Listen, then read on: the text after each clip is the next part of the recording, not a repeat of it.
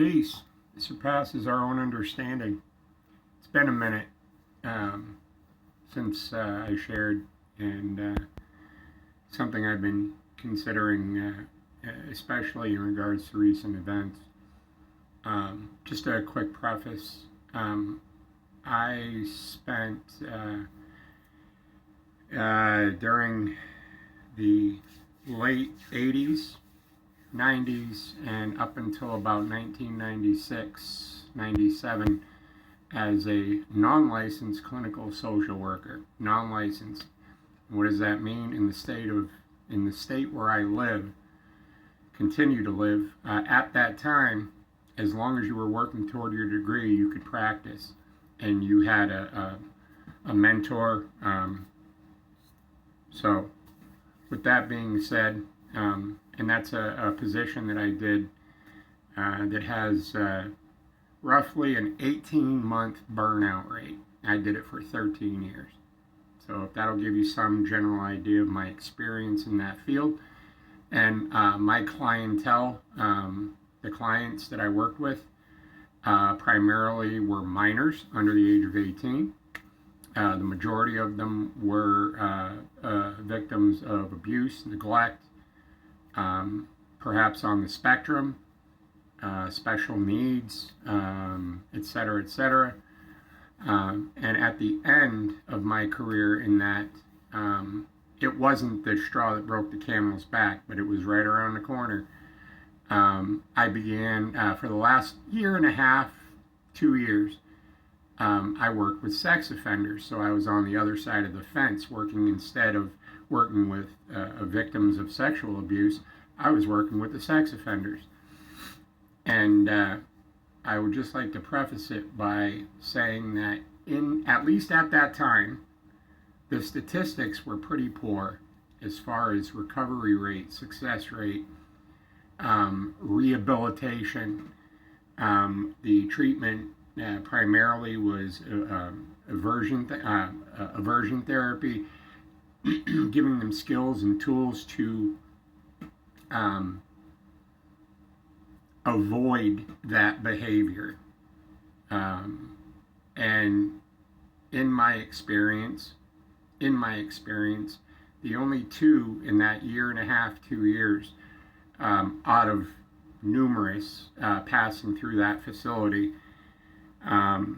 only two of them, I would say, were successful. And the only reason they were successful is because those two, after that 2-year period, we found out they were falsely accused.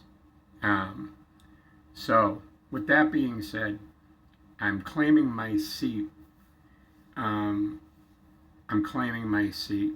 I spent a fair bit of time, believing that I had some previous experience and I had a pretty thick skin, that I could go into the Epstein files and be okay with it, that I could be okay with it, if you follow my meaning. Just, that, and I can tell you with all honesty, that everything that I experienced when I, went into that rabbit hole was well beyond anything I or most of us, I think, we could imagine. And I think there's a lot of people out there who have scratched the surface or relied heavily on social media or the news, the limited mainstream news about what they were sharing, what they were talking about, what was in those files. The people, and folks, it's pervasive, okay? It's pervasive throughout the government, throughout Hollywood, throughout celebrity, and it goes right down into our neighborhoods. The fact that this is not just a sex trafficking ring, but it's a cult. It's a satanic cult, if you will. And it was extraordinarily disturbing, and I would caution you with the utmost enthusiasm that if you haven't looked, if you haven't investigated that stuff, do so um, very cautiously, because I will say from my own experience, and even having experience dealing with some of these subject matters, not particularly the Satanism aspect of it or the ritual. I did experience a couple of clients who had experienced ritual abuse within their family units. But I was not prepared. I was not prepared. And it pulled me down very, very fast. To say I was in shock, I think that I was experiencing post-traumatic stress just from engaging with it, plain and simple. And I knew I had to withdraw from that. I had read enough, I had seen enough videos, emails, whatever, on and on. And I went pretty deep. I was in there, when I had spare time, I was in there every day for a solid 2.5 weeks, every day for hours, hours, hours. And now, I remember seeing something, hearing something it was a YouTube video of where there's a hot mic and President Trump is yelling at someone to basically squash the files. And I don't care what the expletive you have to do. I don't care if we have to start an expletive war, but we need to squash these Epstein files. Not to mention the fact that he's named in it quite extensively, which I'm sure many of us have some awareness of. What can I do? What can I do with my stress? How can I decompress from this? And this is where I'm going, and this is something that I've found beneficial, useful, healing in just a very short period of time. I didn't know what to do. I had been traumatized by engaging with the Epstein files. I had been traumatized. And I did a fair bit of prayer, meditation, self-focus, review, woulda, coulda, shoulda. And the thing that worked for me is bringing it back to self. And, what can I do? Can I go to a protest? Can I stop paying my taxes? Can I, there's, for what it's worth too, April 5th to May 5th, April 5th to May 5th, there is a international boycott. Choose your flavor, man. Amazon, Walmart, big box stores, these elites, their businesses, to boycott all of their businesses, etc., etc. And what I am going to choose to do is my own business, but I do intend on participating in that. Anyway, going back to what helped.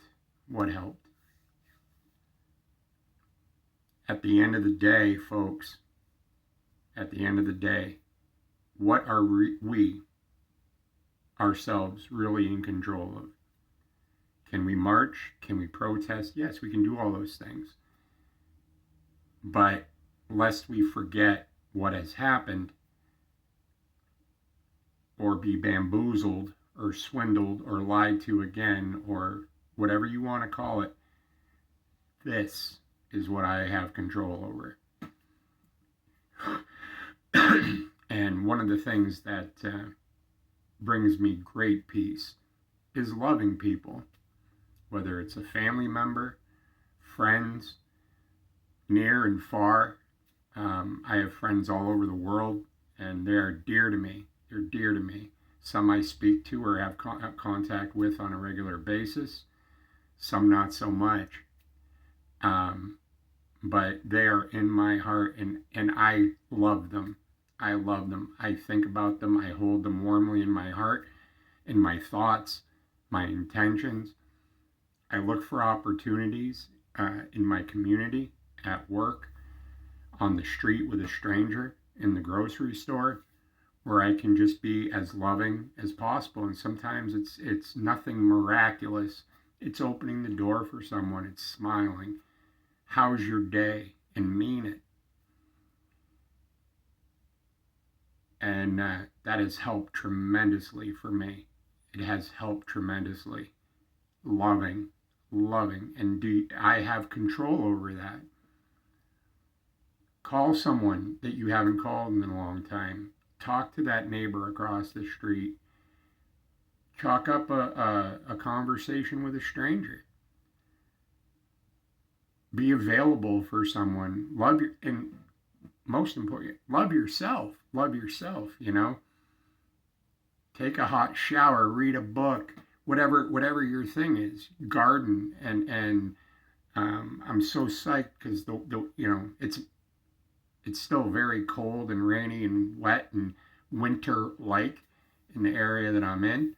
But I make a point to try to get outside every morning in the wee hours. I'm a very early riser, and I go out in my yard and walk around barefoot and I ground myself. I talk to my tree. I have a very special tree. And I think of friends and family, and I love myself, and I love everybody that I can, in the ways that I know how. I hope that this finds you well.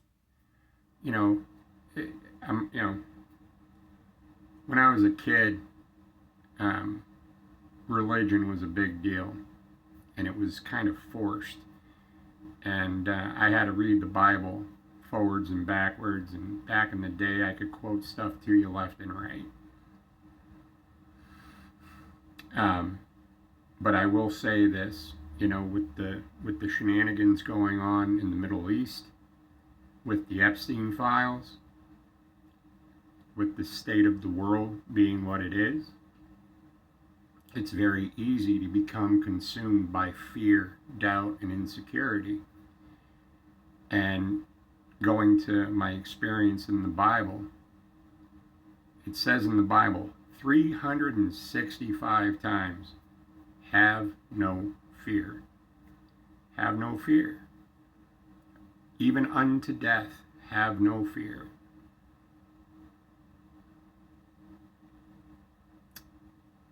That's something that resonates with me deeply. Do I do it perfectly? No.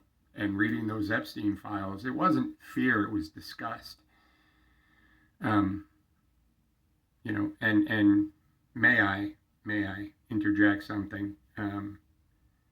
Now, while it was primarily men, I would say, in my opinion, reading the Epstein files, it was roughly 60-30, 60% men, 30% women. There was a fair bit of women in there too. So this isn't gender specific. Anyway, my chapter is going to end. Peace that surpasses your own understanding. Have no fear, and love deeply, love fiercely, even if it's just yourself. Peace.